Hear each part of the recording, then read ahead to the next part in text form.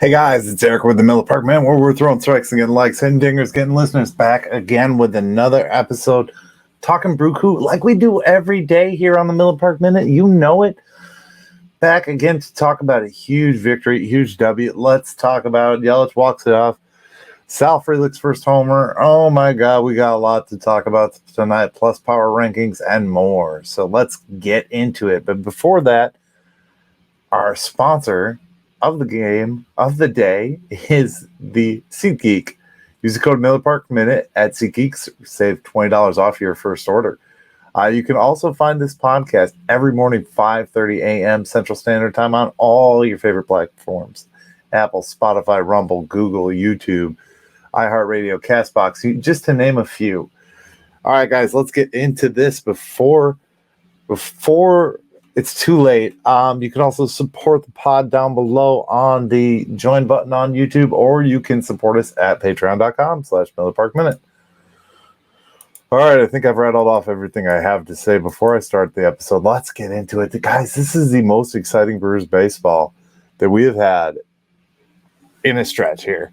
The month of July has been the best baseball that the Brewers have played so far this season. They've been playing consistent, but they haven't been playing this good. And I don't care if these are one-run games or not.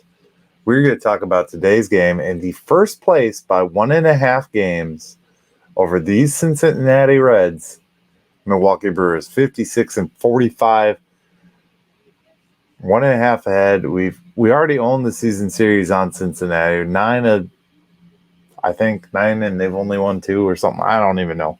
Who cares? We're beating them. That's all that matters. All right, so let's talk about the good, the bad, and the downright ugly of tonight's matchup. So, goes without saying that we left a lot of runners on, so that's our bad for tonight. Brewers left runners on in every inning, just about. The bad of tonight's game also includes there's a good and bad here. It's a combined. Colin Ray's start, giving up 1 homer. He had 5 hits, 2 runs, 2 earned runs, 1 walk, 5 Ks. So that's a bad start for Colin Ray, but it's still a quality start nonetheless. Because why? Oh yeah, that's right. Three or less runs. 3 or less runs. So awesome. Milner came in, did a solid inning. Piams came in, did a 7 inning, and Devin Williams came in and got the W today. Not the save. No S, just the W. So he's 5-2 on the season. Of course, we got to highlight the big moments of today, and none bigger than our guy, Sal Frelick, coming in and getting his first knock, his first home run. 1 for 3 today with a home run, an RBI, a walk, and a strikeout. He is batting .556 on his young career with an OPS of 1472. Crazy. But let's talk about another rookie here too. I'm going to call it the beautiful play. This isn't even like, to start off the game, Robin Ellie De La Cruz, Joey Wiemer. There was a lot of things going on all sides of the ball tonight, and this was just another one of them. Unfortunately, Ellie De La Cruz did hit a home run later, but we proved to surpass that, even though it took us a little while to tie it up. It's all right. Taylor did nothing today. Winker, let's highlight Winker. Winker got a pinch hit for Joey Wiemer and got a single. Scorched a single that bounced off the outfielder. Thomas, downright ugly. Ofer. He's our downright ugly for the day. Adamas is Ofer. Everybody else was getting in on Montessario. Not enough to say about he's been .292 so far. He's really playing it. 2 for 2 with 2 walks. Yeah, what can you say? Weimer had a little bit of bad luck, so that's ugly. But the bullpen holding it together like they do. I really can't find any faults, really massive faults in this game. It's a win. It's a W over the Reds. We have this momentum going against the Reds, and it's amazing at this juncture. So that being said, guys, let's just keep on rolling with the Reds. We got the Reds tomorrow. We got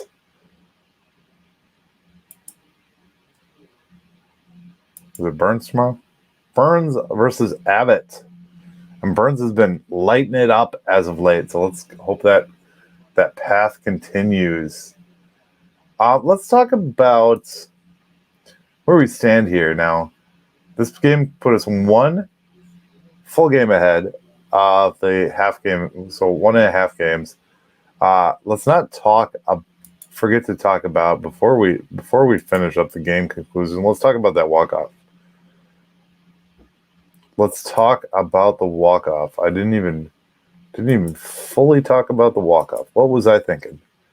So, goes without saying, we're getting highlight after highlight. There's so many things to think about here, but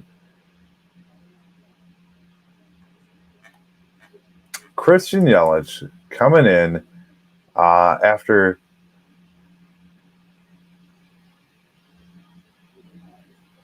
what would seem to be a moment where we were bound for a Christian Yelich doesn't do anything with people on base moment. Blake Perkins was already on second. Like I said, Winker hit a single right at the guy, which should have scored. He should have had to walk off. But Christian Yelich singles on ground ball to right field. Blake Perkins scores, and Tyrone Taylor, who was pinch running for Winker, to second. So, big walk-off. Nice walk-off. I think that's the 3rd walk-off on the year already. We have won a slew of 1-1 run ball games. I don't know how many at this juncture. I've lost track. And Christian Yelich is batting all the way up to 289, guys. So, this is going to go right into the stories because this comes in on a Curt Hogg story where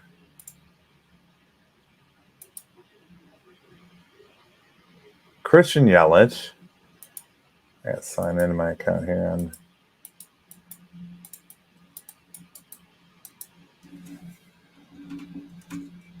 where Christian Yelich, Jesse Winker was actually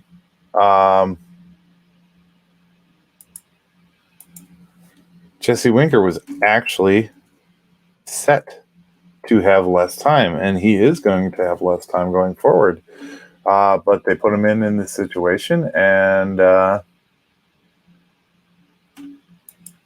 look what happens. So basically, Counsell said today, earlier in conversation with Curt Hogg, who's a reporter for the Journal, that he wanted to, he was going to use Winker less. Just Winker hasn't been working out. We all know that. A lot of you guys are calling to DFA Winker and that kind of thing. But he hasn't been working out, so they're going to use him less. Well, he comes up big tonight in a pinch hit situation, so maybe there are more opportunities to use him. We'll see.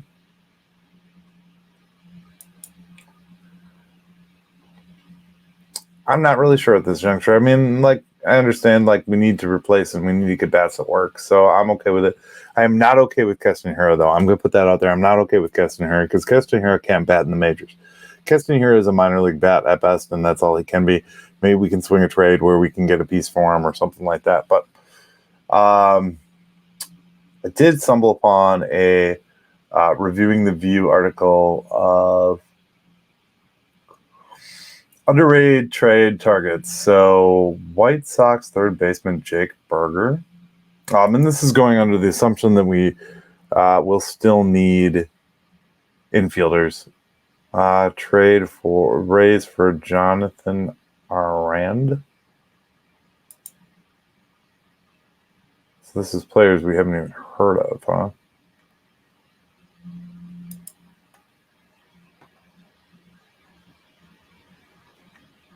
I thought it said 3. Jonathan Arand, which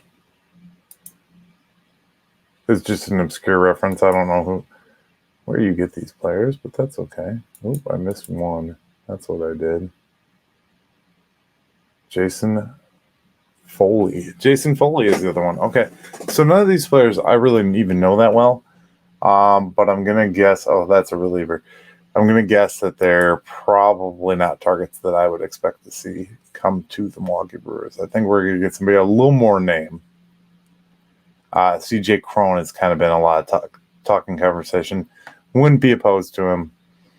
Not terrible pickup, but what do we get to talk about, guys? The power rankings, of course. So let's get into the power rankings today. I already put out this morning that the Brewers are number 6 on the power rankings show put out by Barstool. So that was huge, right? We are getting exciting. So, of course, Braves, Orioles, Rays, Dodgers, Rangers, Astros, Brewers getting some love all the way up from number 15 to number 7 this week. And one of the things the guys on Barstool actually said this morning was, well, actually yesterday they recorded theirs, but was that the how tough the Brewers played against the Braves was what made them. Now, Fox Sports still has the Braves at number 1, Baltimore at number 2, Los Angeles number 3, Texas at number 4, Houston at number 5, and we're at number 6. A couple months of mediocre play, the Brewers are finally putting things together. One notable trend has emerged suddenly, the inverse splits record-wise. When it comes to home and road games, at home the Brewers are 11-11 since June, yet 15-8 on the road. The latter is the 4th best mark in the majors. One consistent aspect of the Brewers' ability to win close games. They're 19-8 in one-run games, 2nd best mark in baseball. That shows a highlight of Sal Frelick's massive catch in his debut. We talked about the Athletic. I don't think we can actually see theirs. Maybe we can. Oh, yes, we can.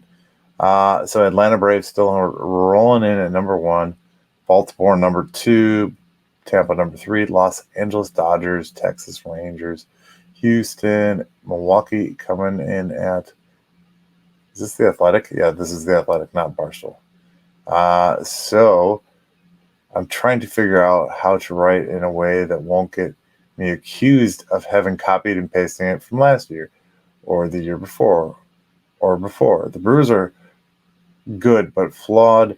They have pitching to win in the playoffs, but the lineup currently looks like Christian Yelich babysitting kids. William Contreras and Willie Adames can assist the postseason. Negative baseball writers. Do you trust in a clutch spot? Owen Miller, Bryce. So basically, they're saying who in the lineup's who are we going to trust in clutch situations? We're coming to our own right now, okay? CBS Sports gives us a little more positive. Athletic is kind of a negative source, and they don't really have any Brewers writers either, so that's the problem. A lot of these sources don't actually have like a Brewers writer or somebody to write about the Brewers. So Braves number 1, Orioles, Dodgers, Rangers, Rays, Astros, and Brewers. Since the Brewers' 6-game losing streak in the middle of the last month, they've gone 21-11. The only team with a better in the stretch than that is the Braves. Oh, yeah, that's why we're moving up. Let's go one more. Since we're on the positive, we're on the positive side of these things. This one is from USA Today. Braves, Baltimore, Tampa Bay, Dodgers, Rangers, Houston, Toronto, Milwaukee. Julio Teheran is practically a quality start machine, like it's 2014. Oh, that rhymes. Huh? Look at that. That's good stuff. There is this new thing going on with me and with what's going on, and it seems like with a lot of you. And I appreciate it if you're here. If you're just joining us, smash that like button, guys. We really appreciate you coming along for the ride. There's this energy and excitement going on with the crew right now. It goes without saying, hey, ESPN finally updated theirs. It goes without saying that this conversation and this positive talk of Brewers baseball is something that I am so excited to have here. This hasn't been there in a while, and it's mind-blowing. It's mind-blowing. Atlanta Braves, Rays, Rangers, Orioles, Dodgers, Houston, Toronto, San Fran, Philly, Arizona, Boston, Brewers.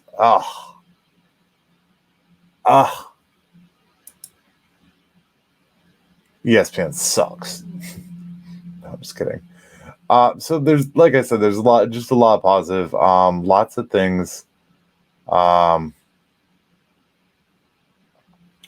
lots of things going the Crew's way, lots of things going right with Sal Frelick, with the Brew Crew playing this brand of ball that we're playing right now.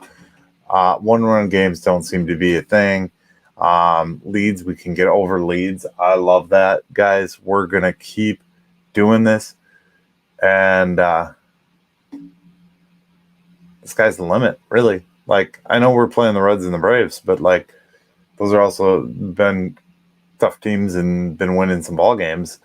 I don't like, what I don't like right now, and this is just the rants section, is that everybody kind of came into this thing saying that the Reds are hot. The Reds are hot. You know, even today I heard our good buddy over on the Locked saying, the Reds are hot. The Reds are hot. Ugh.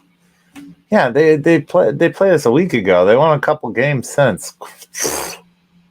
Who cares? We're hot. We're taking this thing over. I don't want to hear anyone hype other teams. Like, there's a guy today in one of the Brewers groups. I'm not going to call it out. I think it got deleted, but literally hyping LA De La Cruz, and he's like, "Well, my post about LA De La Cruz got deleted," and I'm like, "Yeah, because you hyped him on a Brewers group, you fucking idiot! Like, for real? Like, I don't know, guys. Like."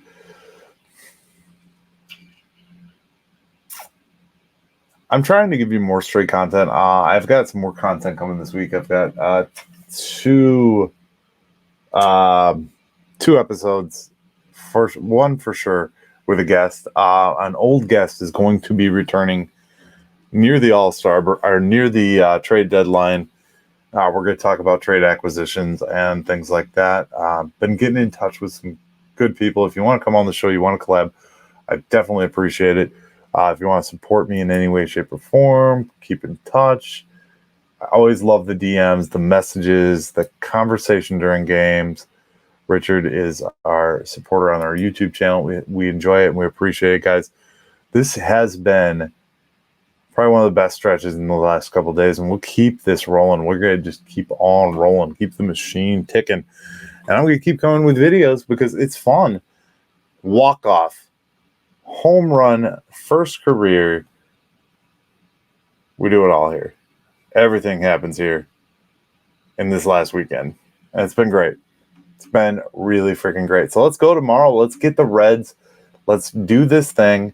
I'm going to have another special Brewers Fanatics. I keep mentioning trade videos. I've got them. I'm slowly changing my mind on everything I think about trades. So. Of course. But I am doing the short content, so if you want to go over to the YouTube channel, you can watch some of the shorts, or if you want to go over to TikTok, Instagram. I've been on the gram a little bit lately, so keep in touch, guys. Thanks for watching. As always, go Brew Crew. See you in the next one. Thank you for watching the Miller Park Minute. Go Brewers!